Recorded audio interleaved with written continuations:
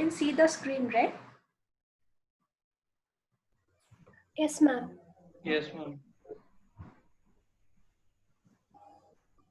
Okay, so we will just go through these like features borrowed from different constitutions. So first, yes, in last class also we discussed from Government of India Act, which all features were borrowed. It is federal scheme, Office of Governor, executive functions, judiciary, public service commission, and emergency provision. So you can try to remember these all things.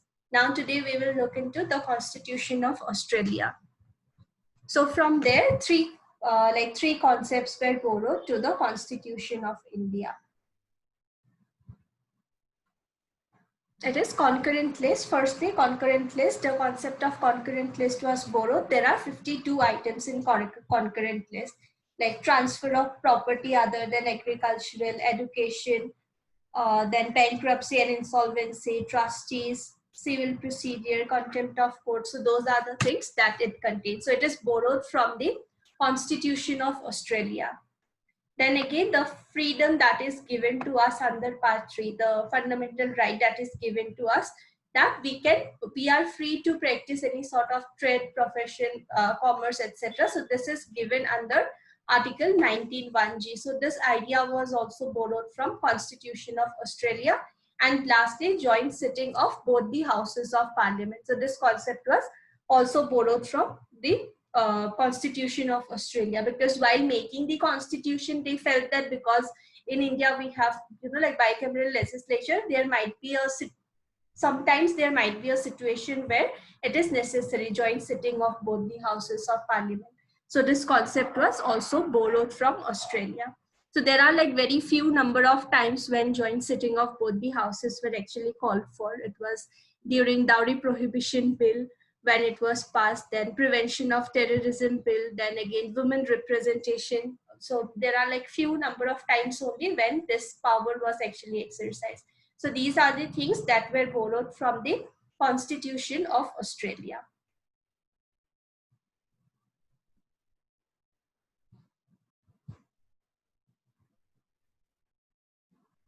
So today, yes, in last class we discussed regarding the introduction and preamble part is over. Now we will start with the actual constitution.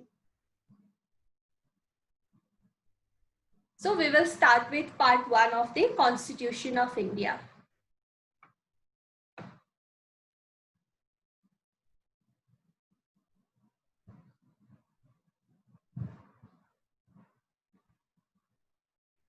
Okay, so there is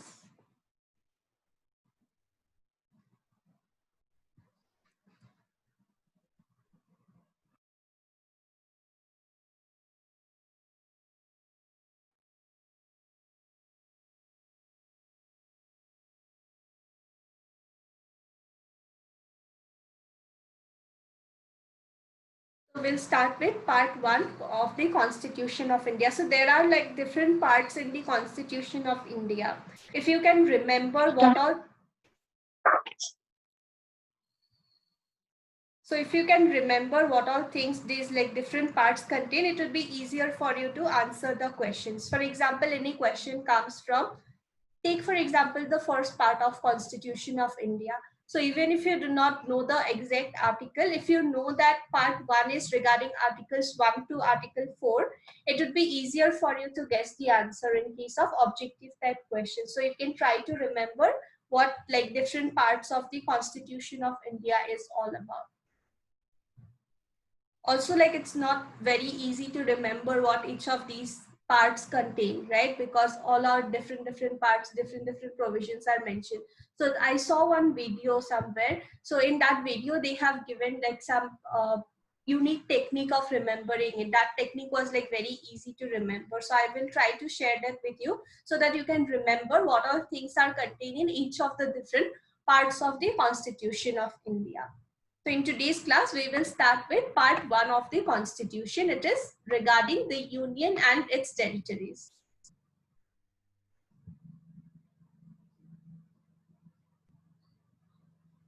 So there are 4 different like articles 1 to articles 4. So these are the articles contained in part 1, that is the first part of Indian Constitution, and it is regarding union and its territories. So the first article is name and territory of union. For any other legislation, if you see, Article 1 is usually name of the act and its scope, right? In case you see the Indian Penal Code, it would say that the Indian Penal Code would be applicable to whole of India, and it would be known as the Indian Penal Code. So what happens is that complete name and its scope is mentioned. So because Constitution of India is given, like telling us about India as a country, so it starts with name and territory of union. So it says that India, that is Bharat, shall be what? It shall be union of states. The states and territories thereof shall be specified in first schedule. So it is first schedule that gives us a list of different states and also the territories of each of those states. So if you look at first schedule, you would see names of different states are mentioned, and also their territories are also specified in like a table. Thirdly, the territory of India shall comprise of, so it mentions what all things would be included in this territory, what would be the territory of India or territory of the Union. So it is territories of states.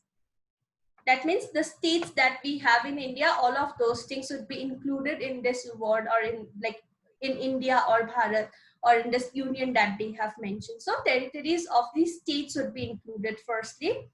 Secondly, the union territories specified in first schedule.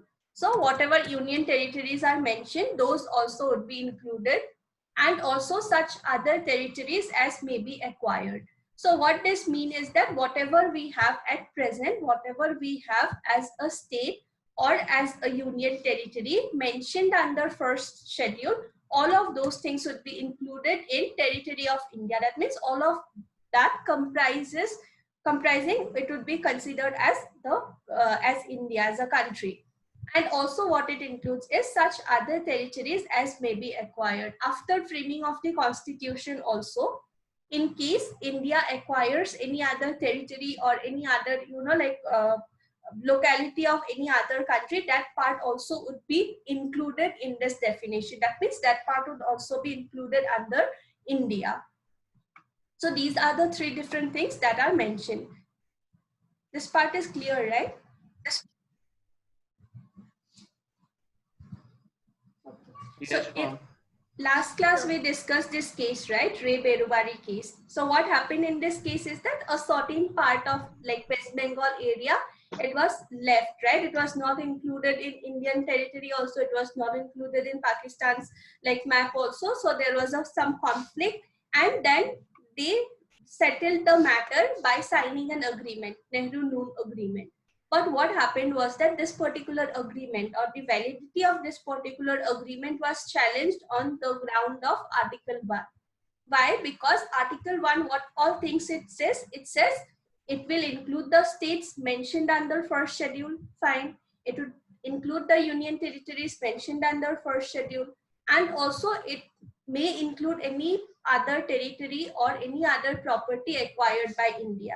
But it nowhere is mentioning about ceding of any other, any part of India, right? So that provision is not mentioned here. So how can, without amending the constitution, how can someone sign an agreement and then settle the matter and give a certain property of India to Pakistan, right? So this was the main ground on which this case was argued, that no one is given this power under constitution to cede any particular territory or any particular property under the constitution without making changes in Article 1 and also first schedule of the constitution. So this case is also related to this part, that in under Article 1, what all things are given is that it would be the states, the union territories mentioned under first schedule, and also any other property or any other territory that is acquired by India after the commencement of the constitution, that part also would be included. Now second is Article 2 is regarding admission or establishment of new states. So it says that Parliament may by law admit into the union or establish new states on such terms and conditions as it may think fit. So that means mainly Parliament is given this particular power that what they can do is that admit into the union or establish new states. So we saw the definition of union, right? It would include the states and union territories mentioned under first schedule. But Parliament is given this power that by passing some laws, what they can do is that they can include some other things in this particular definition of union. They can maybe create new states and include it as India. They can create new union territories and include it in the definition of like India. So for example, making of Telangana, making of Uttarakhand, and what happened with Jammu and Kashmir, all of those things would come under this, that Parliament has been given this particular power under Article 2 of the Constitution.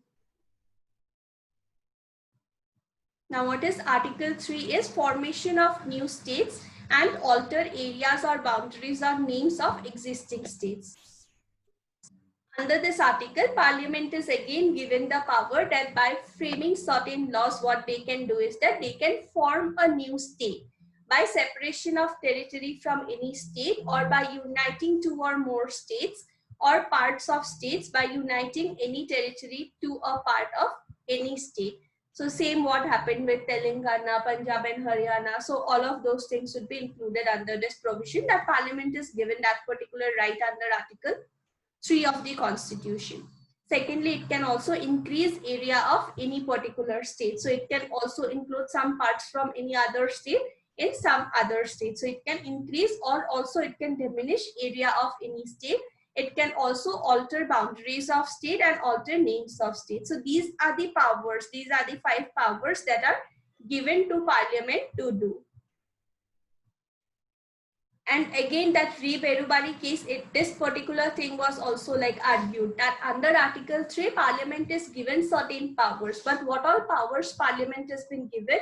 It is given to form a new state within India, to increase or decrease boundaries of a state by adjusting it with some other states within India, right? It is not like they can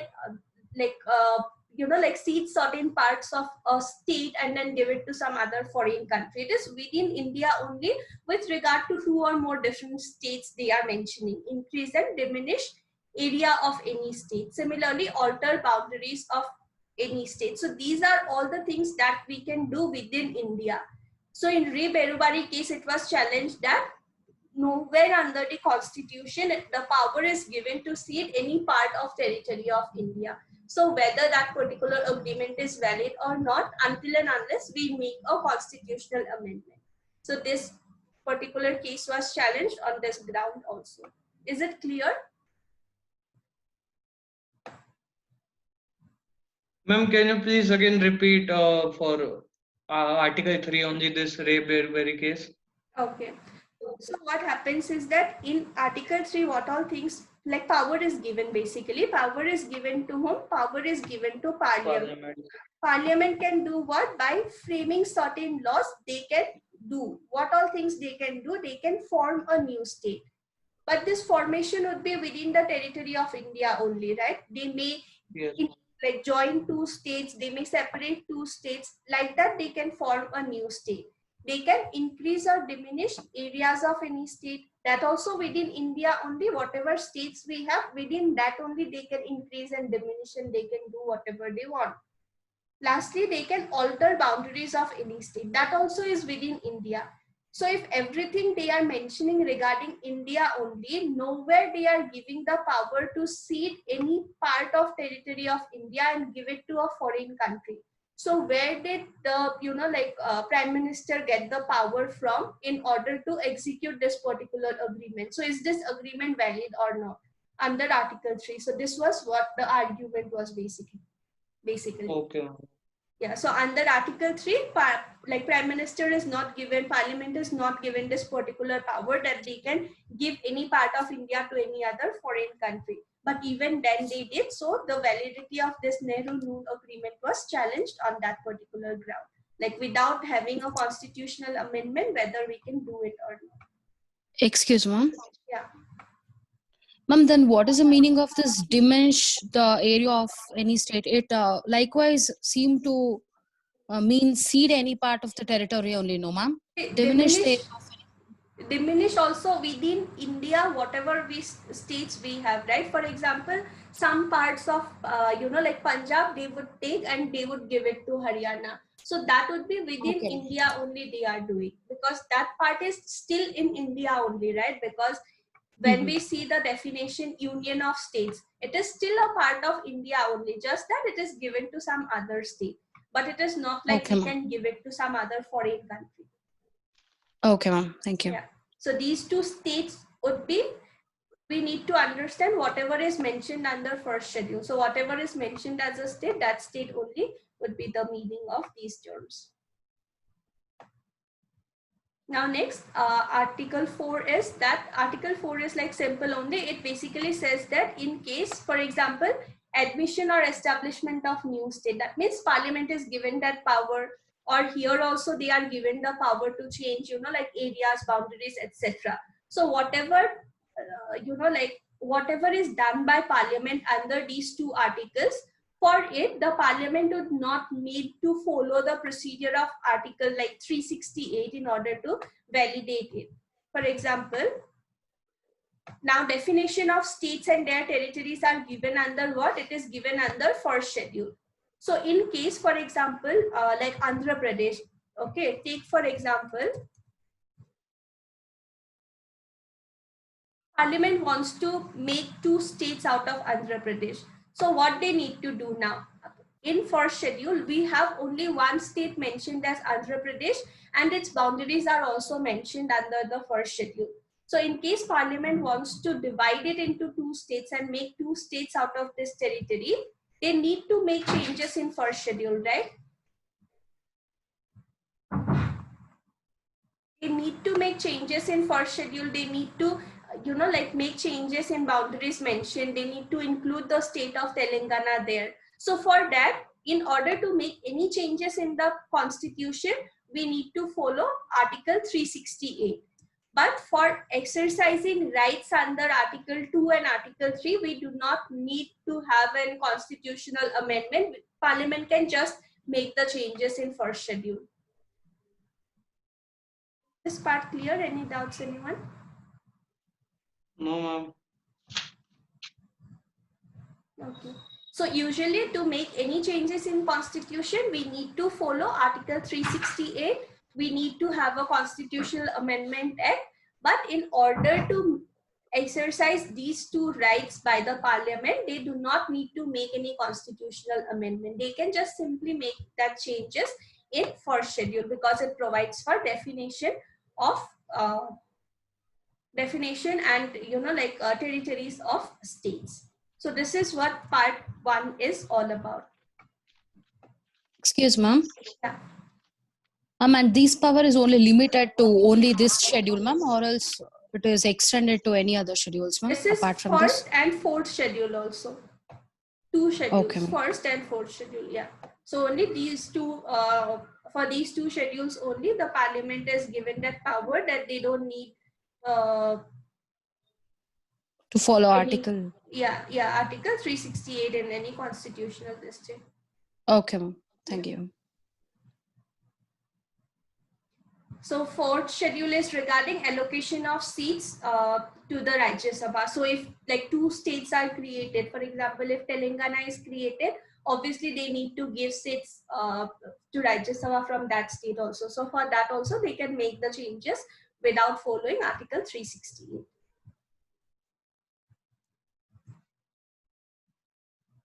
Okay, so these parts are not like very important. So I have not included any questions, MCQs from this part. I will try to figure out if I get some, but this is what the first part is all about. Now we will move to the second part of Constitution of India.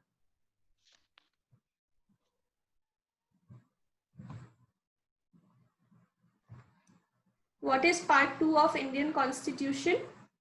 Citizenship. Yeah, it is citizenship. Articles? 5 to 8. 5 to 5 to 11, ma'am. 11, Yeah. 11. Yeah, Yes, 5 5 to to 11. 11. It is 5 to 11. Okay, so next part is part 2 of the Constitution, Articles 5 to 11 of the Constitution. It is regarding citizenship. So firstly, citizenship. Now, why is this concept so important? It is because, like, why is this particular thing mentioned under the Constitution? It is mentioned under Constitution because under Constitution in part 3, certain fundamental rights are given. Some of those rights are given exclusively to citizens of India, and some would be applicable to like general public also, who is not a citizen but residing in India, to them also. So it was very important that they define who all would be the citizens of India and who all would be eligible to enjoy those rights or privileges given under any other parts of Constitution. So provisions regarding citizenship is also mentioned under the Constitution of India. So it is part 2, Articles 5 to Article 11. First one is Article 5. It says citizenship at the time of commencement of the Constitution. So when we had the Constitution at that particular time, who all would be citizens of India?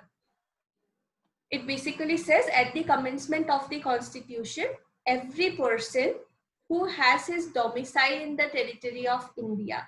So the person should have his domicile in the territory of India. Now, what is domicile? Regarding that also, there are like few court cases because like there are certain reservations given, right, on the ground of domicile. So who all would be eligible to apply for that particular reservation? So there are a few cases also. So what is domicile as per Supreme Court is that where a person is, you know, like residing and has an intention to settle down. For example, one person from maybe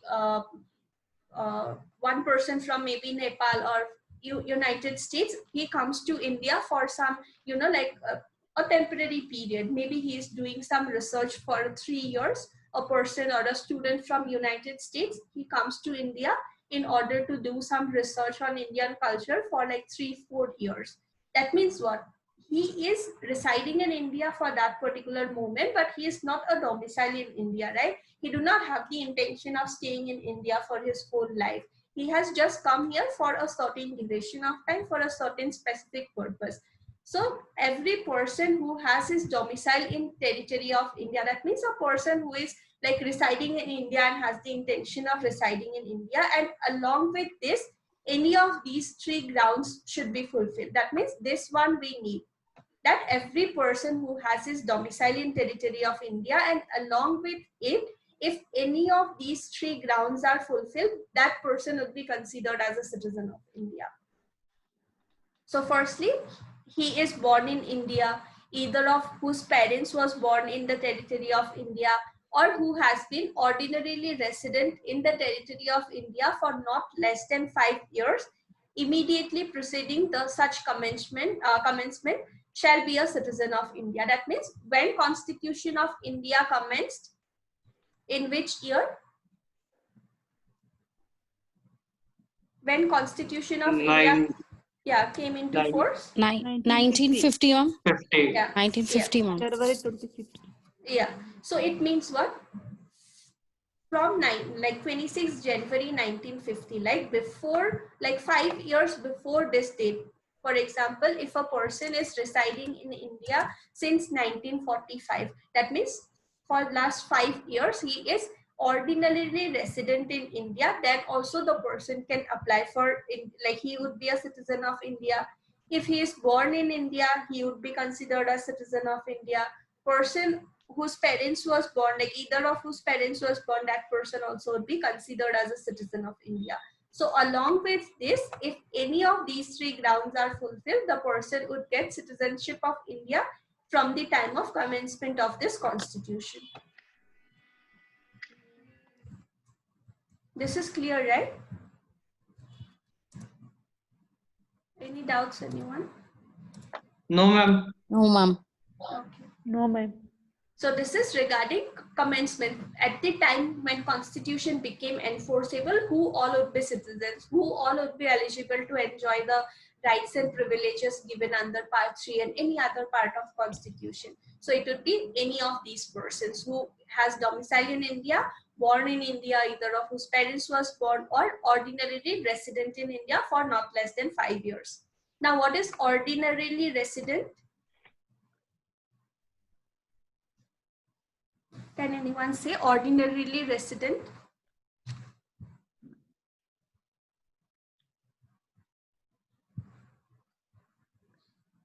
So ordinarily resident means what? For example, a person is residing in India.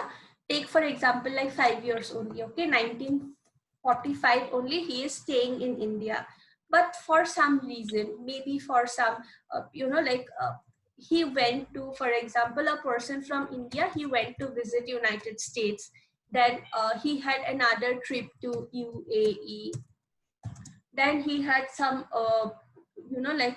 he was pursuing some short-term course, like for 1 or 2 months he went to Australia or some other country. So what happens, that does not mean that the person is not residing in India. He is ordinarily a resident of India only. He just went to other countries for some specific purpose. So this is why ordinarily resident is mentioned. So these are the categories of persons who would be considered as a citizen at the time of commencement of the Constitution of India. This is clear, right?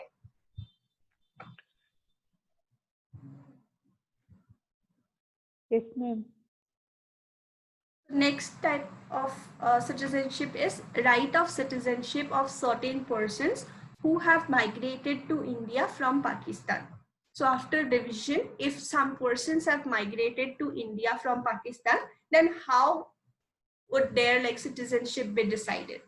So it says, any person who has migrated to the territory of India from the territory now included in Pakistan shall be deemed to be a citizen of India at the time of commencement if.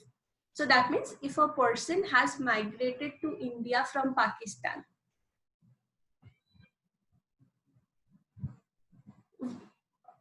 then he would be considered as a citizen when he or either of his parents was or his grandparents was born in India as defined under Government of India. That means if the person is born in India, his parents or his grandparents was born in India, but what happened is that they were residing in the territory which was included in Pakistan, but they decide to move back to India, then that person also would be considered as a citizen of India. Any doubts on this point? No, No. ma'am. Okay. So this is a person who, where he was residing, that was included in Pakistan's area. So what they did is that they wanted to come back to India. So they migrated. So those persons would be included under this thing. They would get citizenship of India. Next is, in case where such person has so migrated before this particular date and has ordinarily resident in India since the date of migration. So if a person has migrated before this particular date, so obviously we need to fix a certain date, right? Now, when the latest amendment was made on the Citizenship Amendment Act, that time also they fixed a certain date because we need to fix a date and then decide who all would be eligible. So similar thing happened during that time. So they fixed this particular date, 19th of July 1948, and they said that whoever has migrated before this particular date and is residing an ordinarily residing in India, that person would also get citizenship of India. This is clear, right? Yes, ma'am. Okay. So if the person has migrated before this particular date, he don't need to do anything. If he is ordinarily residing in India, he would be a citizen of India. But what happens to the people who came on or after this particular date? They need to reside in India for 6 months. Okay, 6 months they need to reside in India. Then they need to make an application to the concerned officers who are appointed by the government to apply for citizenship of India, and if that government official registers them as a citizen of India, they would get citizenship. So under this particular thing, they are including people who have migrated from Pakistan to India. If a person has migrated, he was born in India, parents were born, grandparents were born, he would automatically get citizenship. If a person has migrated before this particular date, he would get automatically citizenship. If a person has migrated after this particular date, then what happens is that he can apply for citizenship after waiting for 6 months. Any doubts on this section article? No, ma'am. Okay. No, ma'am. Next is right of citizenship of certain migrants to Pakistan.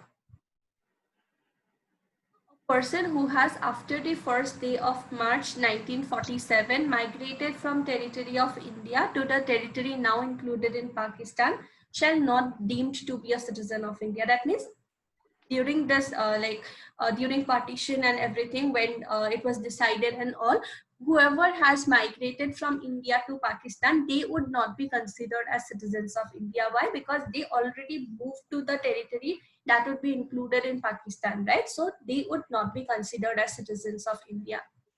But in case, what happens is that after like moving to Pakistan, what they did is that they decided to return to the territory of India under a permit for resettlement or permanent return issued by government under law. Those people, what they can do is that they can also apply for citizenship under this point. That means what? This is regarding migration, right? One person, what they did is that from Pakistan, they migrated to India. But in this one, what happens? There are like two different migrations are there. Firstly, what they did is that they decided to go to Pakistan. But then a lot of people were there who felt that Pakistan is not like the place what they expected it to be. So they wanted to migrate to India. So what government did is that they issued some like permits for resettlement or permanent return. So government was issuing some permits, and under that people were returning to India. Like a lot of people were returning to India from Pakistan. So for those people, what happens? In case they decide to come back to India, what they need to do is that they need to follow the provision of Article 6 Clause B. That means what they need to do is that they need to stay in India for 6 months. They need to apply, make an application to the concerned government official, and the government official would then register them as a citizen of India. Any doubts? No, So you can remember, like first one is commencement of the constitution. It's like very simple, who all would be the citizens of India. Second one is regarding people who migrated from Pakistan to India. Third one is people who migrated from India to Pakistan and then again decided to come back to India. Next is right of citizenship of certain person of Indian origin residing outside India. That means if any person who or either of whose parents or his grandparents was born in India, but what they did is that they are ordinarily residing in any country outside India, shall be deemed to be a citizen of India if they decide to like register themselves as a citizen of India.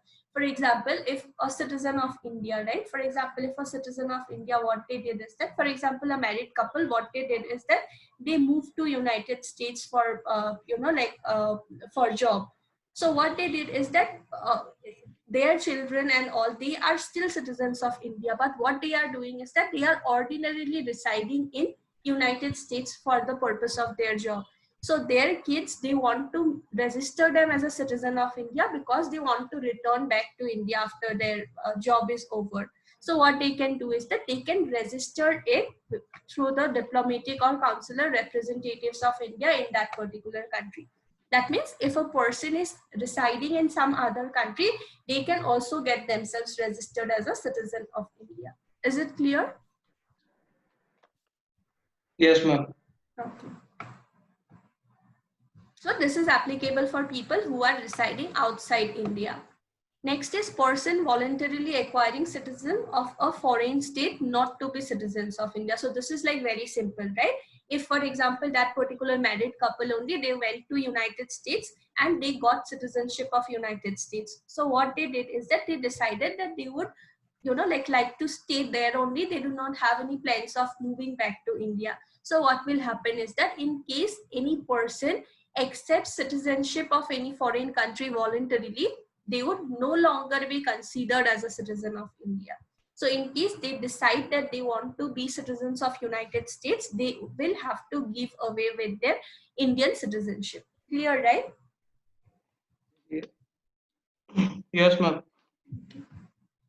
Next is continuance of the right of citizenship. So this basically means that like our driving license, passport, we need to renew it after a certain time, right?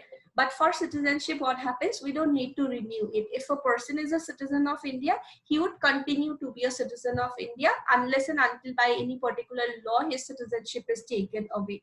That basically means we do not need to renew our citizenship.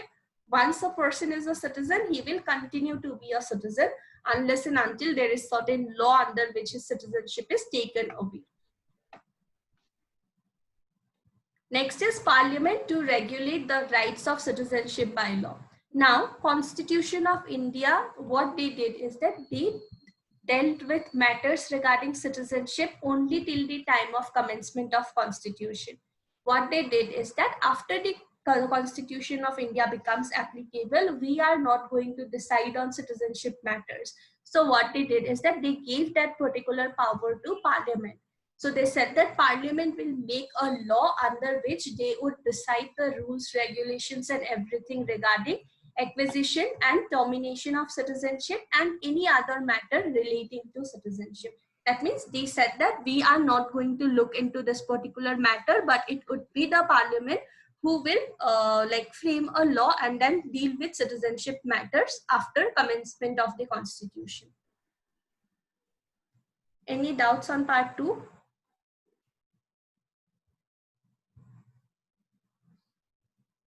No, ma'am. Okay. So which law we have now? Ma'am, CA. Yeah, it is CA, not CAA, because Citizenship Amendment Act, Chip, it ma'am. is, yeah. So it is Citizenship. Yes, ma'am. Amendment Act. Which year? 2019. No, it is amendment was done in 2019. Original act was